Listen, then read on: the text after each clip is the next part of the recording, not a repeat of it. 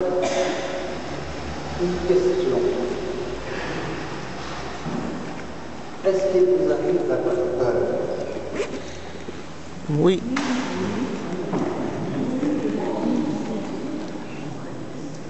Nous l'avons moins. Nous devons bien l'avouer. Alors il y a les peurs de la vie quotidienne. Certains peur de perdre leur travail. Pour d'autres, peur pour leur santé. Pour d'autres, peur pour leurs enfants, pour leurs conjoints, pour leurs petits-enfants, pour la famille. Voilà les peurs de la vie quotidienne. Peur quand vient un danger. Puis il y a des peurs qui ne nous quittent pas parce qu'elles sont des peurs suscitées par des événements du temps présent. Et je vais vous parler aujourd'hui d'une peur dont je suis le témoin autour de moi, encore hier, encore avant-hier, parce que tous les jours, je vais lâcher le mot, la peur de l'islam.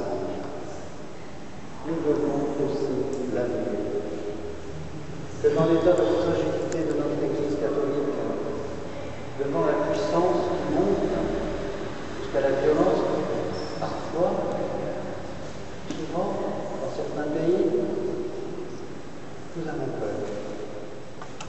Je vous l'avoue aussi. Et j'avoue que j'ai été profondément marqué et troublé par les derniers événements qui se sont déroulés en Irak.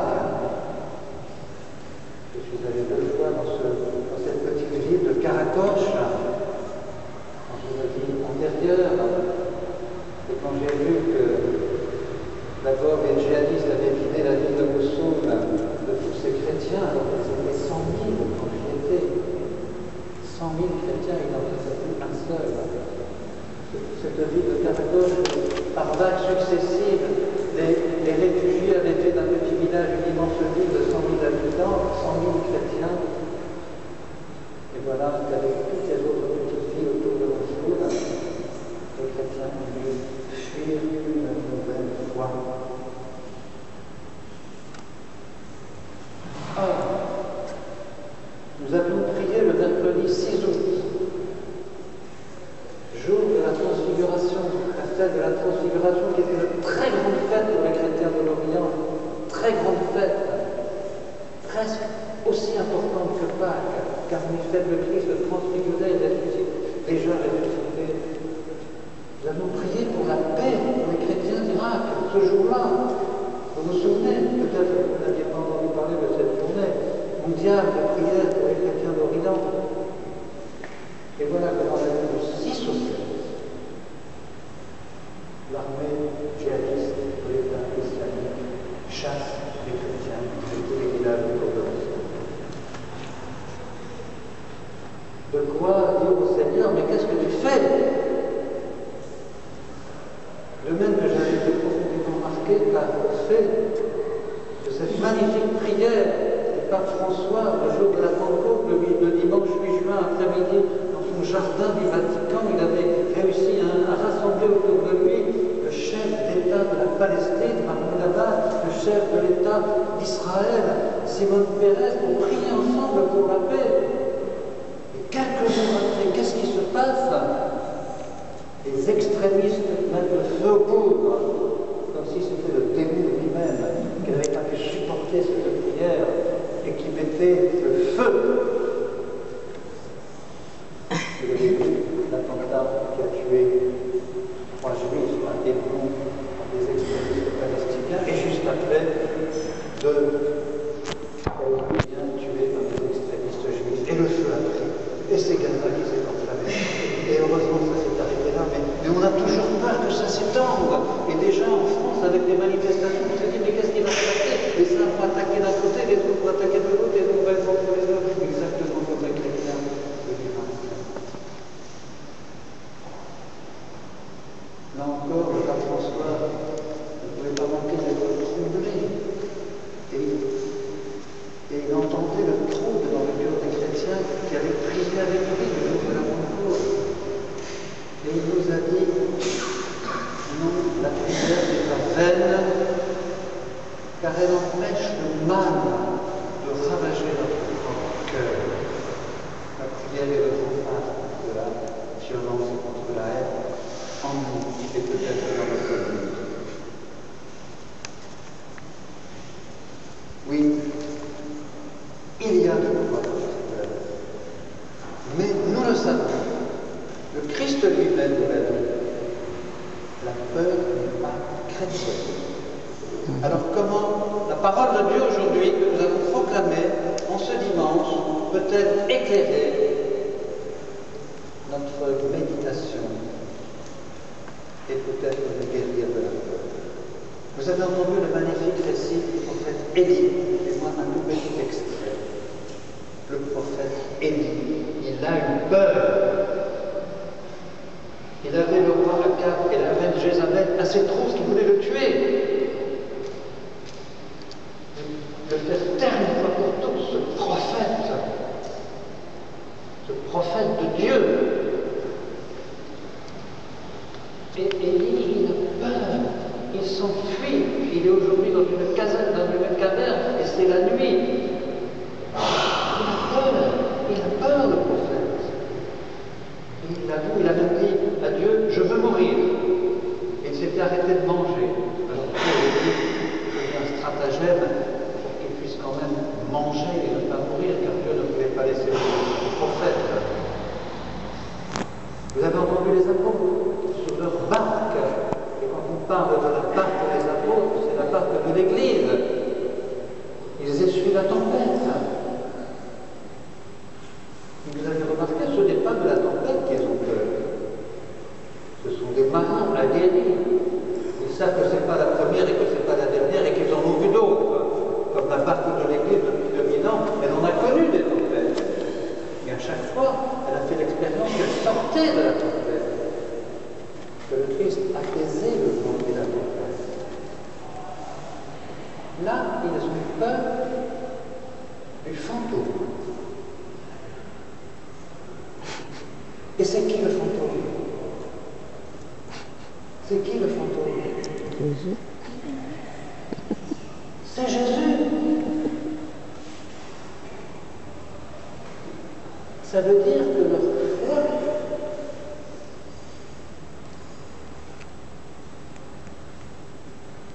vous savez, c'est comme un enfant. Vous avez déjà vu ça. Il croit que ses parents sont autour de lui. Il fait confiance. Même quand il y a une petite tempête, il y a ses parents à côté de lui. Puis tout d'un coup, il se retourne. Mais c'est pas mon papa. Mais c'est pas ma maman. Et du coup, il a paniqué. Où sont-ils? Où est-ce qu'ils sont? Où est-ce qu'ils sont? Il ne les reconnaît plus. Il s'est trompé. Il croyait qu'il était avec ses parents. Il n'est pas avec ses parents. Il est avec eux. Les apôtres ont peur car ils vivent une crise. Les choses se troublent. Jésus devient un fantôme. Ils ne le reconnaissent plus. Il n'est plus à côté de lui. Et où est-il? Et où est-il? C'est grave. C'est beaucoup plus grave que d'avoir peur dans la tempête. Beaucoup plus grave. Et alors après, c'est Pierre. La peur d'Élie, la peur des apôtres. Et puis voilà que c'est la peur de Pierre, le chef des apôtres, car Jésus s'est fait reconnaître. Il n'allait pas quand même rester le fantôme. Il s'est fait reconnaître par sa parole. Il s'est fait reconnaître par sa parole. Le fantôme a parlé et les apôtres ont compris, ont entendu la parole et ils l'ont reconnu. Alors Pierre, dans un grand élan de foi, il fonce et il marche sur la mer. Il a peur. Non encore. Le doute, le vertige. Il y a des vents autour de lui, il y a des forces contraires, il y a des éléments. Et il ne s'abandonne pas totalement dans la foi en Jésus. Il a peur parce qu'il ne s'abandonne pas totalement dans la foi en Jésus. Alors Jésus dit qu'il allait le chercher. Il avait dit sauve-moi et Jésus l'a sauvé. Alors que devons-nous conclure? Que devons-nous conclure? Avec Élie? Comment Élie a-t-il été guéri de la peur? Vous avez entendu ce récit. Vous vous souvenez avec Moïse, sur la montagne, quand il était en haut de la montagne, sur le Sinaï, et que Dieu a voulu communiquer sa parole à Moïse, ça a été dans l'ouragan. Mais avec Élie, Dieu n'était pas dans l'ouragan. C'était dans un tremblement de terre, car quand Dieu parle, ça fait du bruit. Mais Dieu n'était pas dans le tremblement de terre. Puis après ça, il y a eu un feu, un phénomène extraordinaire. Mais Dieu n'était pas dans le feu. Alors c'est une brise légère, un fin silence, un murmure. Et le prophète Élie a entendu ce murmure, le fin silence. Il avait fait taire tous les bruits. Et c'est là qu'il a trouvé la présence de Dieu avec lui, près de lui dans sa vie. Et cela l'a remis dans la lumière. Et il est reparti. Et Dieu a pu faire à nouveau confiance à son prophète. Les apôtres, je vous l'ai déjà dit, c'est la parole de Christ. Ils ont entendu résonner la parole de Christ. Confiance, c'est moi, n'ayez pas peur. Puissions-nous aujourd'hui, pour guérir de nos peurs, entendre à nouveau cette parole du Christ vivant, ressuscité, qui s'est levé de nouveau, que la puissance d'amour de Dieu a ressuscité d'entre les morts. Sa puissance d'amour, elle est là, elle ressuscite, elle a ressuscité d'entre les morts. C'est le vol de notre foi. Confiance, c'est moi, n'ayez pas peur. Étienne, je vous l'ai dit, l'a pris par la main. Il s'est quand même fait en demander, hein. Homme de peu de foi, pourquoi as-tu douté? Et c'est ainsi que Jésus, aujourd'hui, veut nous guérir de la peur, veut nous redonner confiance, veut faire que cette confiance, elle soit notre force, frères et sœurs, notre unique force.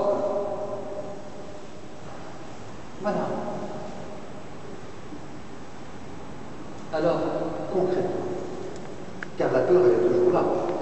Elle est toujours là. Il ne suffit pas de dire Jésus, je t'aime, Jésus, tu es là, Jésus, tu es vivant. Il faut quand même prendre peut-être quelques résolutions concrètes. La première, c'est de nourrir notre foi. De nourrir. Peut-être que les chrétiens ont une foi trop tiède. Je remarque quand même que ces temps-ci, il y a un renouveau de ferveur. Un renouveau de ferveur. Je vois cette église bien pleine, c'est une bonne nouvelle. Un retour. Hier encore, cette semaine, j'entendais un jeune qui s'était laissé fasciner par l'islam. C'est dans notre diocèse, qui s'était converti à l'islam. Il a peut-être 25 ans, et il revient. Et il voit qu'il vient trouver son frère. Et il lui dit, j'ai abandonné le Christ, mais je veux le retrouver. Donc voyez, regarde le ferveur. Regarde le ferveur de la prière. Regarde le ferveur pour la liturgie de l'Église, pour la messe du dimanche. Regarde le ferveur car je vois des petits groupes qui se mettent ensemble dans les maisons à lire ensemble la parole de Dieu. Confiance, c'est moi, n'ayez pas peur. Vous allez le relire souvent ce texte-là, ensemble, en famille, avec d'autres chrétiens, peut-être cette semaine, vous pouvez vous retrouver et reprendre ce texte, cette page d'évangile, pour la lire entre vous. N'attendez pas que M. le curé soit là. Prenez des initiatives, peut-être des gens qui ne sont pas forcément des habitués de l'Église, mais qui ont peur autour de vous. Allez, venez, on va lire un texte, vous allez voir, on l'a entendu dimanche, c'est magnifique, c'est pour vous donner confiance. Invitez-les à rouvrir cette page d'évangile. Peut-être que Dieu, il se dit, mais bon sang, mais ils ne se nourrissent pas de ma parole, les chrétiens aujourd'hui. C'est pas étonnant qu'ils sont malades dans leur foi. C'est pas étonnant qu'ils doute. Ils ne lisent jamais, ils n'ouvrent jamais la Bible. Mangez cette parole, nourrissez-vous. Vous nourrissez bien votre corps, vous pouvez aussi nourrir votre âme et votre intelligence et votre foi. Combien de fois dans une semaine vous ouvrez votre Bible, vous ouvrez la parole de Dieu? Ça devrait être votre quotidien, vous un petit verset tous les jours. Voilà. Il faut soigner, il faut prendre soin de notre foi. Pas d'être timide, il faut faire tout ce qu'il faut. Ça doit être notre priorité, c'est ce. Voilà. Et le deuxième, c'est aimer. Aimer. Entre nous d'abord. On ne se juge pas. On ne se juge pas. Nous sommes différents, mais heureusement. On ne se juge pas. On ne dit pas celle-là, elle est comme ça, pas, ou celui-là, il est complètement argent. Je savais, je sais que celui-là, chaque fois que j'ai entendu, j'ai peur. Il n'est pas pareil que moi, il est différent de nous. Entretenons cette flamme de l'amitié fraternelle, de l'amour fraternel entre nous, qui que nous soyons.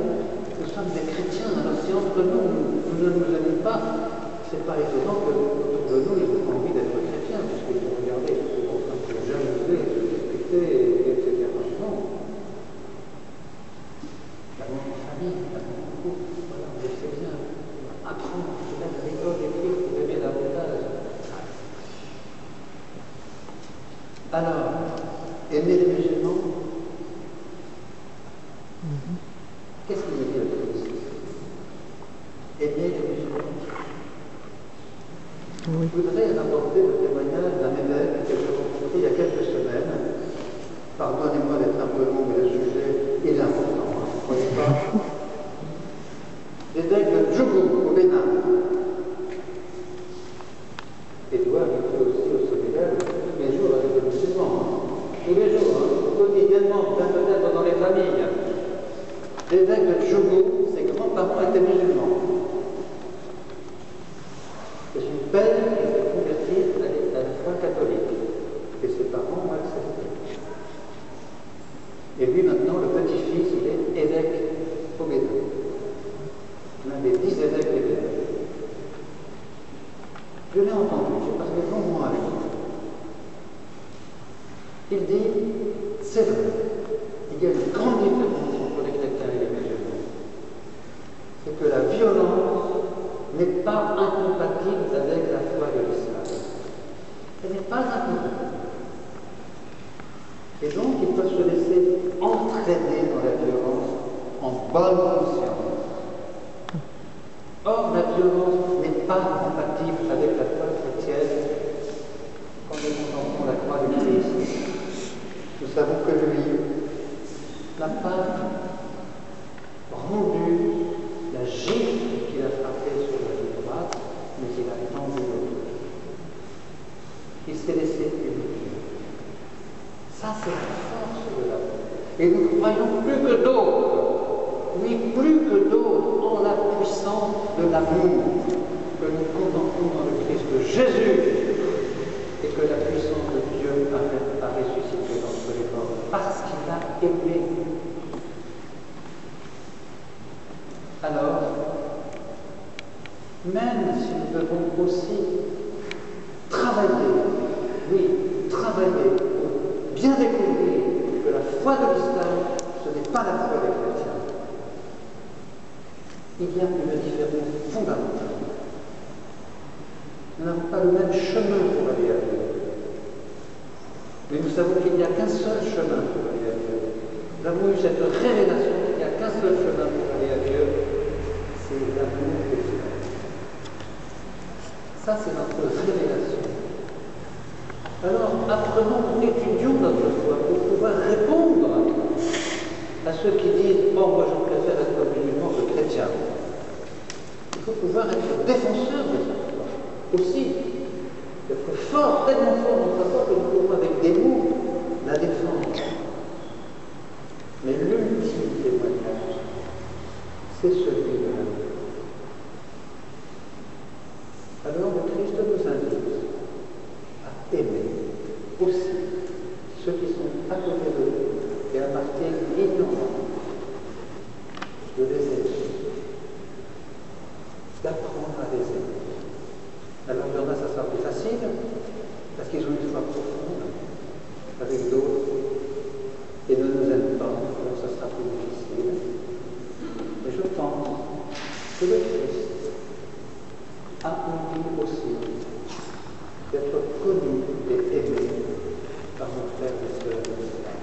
Et peut-être que c'est cela que nous trouvons aussi dans cette tempête. C'est que peut-être, les musulmans seront touchés par le Christ. Alors nous allons prier les uns pour les autres pour que nous puissions être guéris de nos cœurs. Amen.